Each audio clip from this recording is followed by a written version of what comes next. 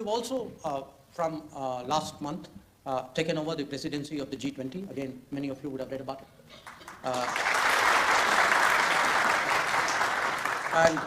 I sometimes get the question, you can imagine from which quarters, saying, well, you know, it was bound to come your way anyway, so what's the big deal? It is a very big deal.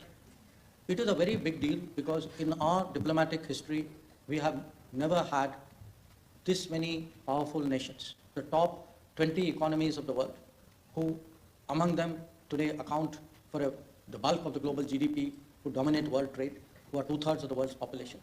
Their leaders come to India. That itself is important. But more than who is coming, it is when are they coming? Because as you would have gathered from my remarks by now, this is a very difficult and challenging time for the world. It is a difficult time because the world is under great economic stress, under supply chain stress. There is very strong political polarization. Even to get all the major countries to sit around the table itself requires a lot of diplomacy.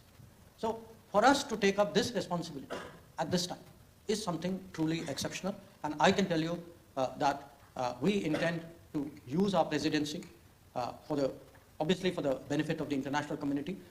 We have a lot of ideas and thoughts.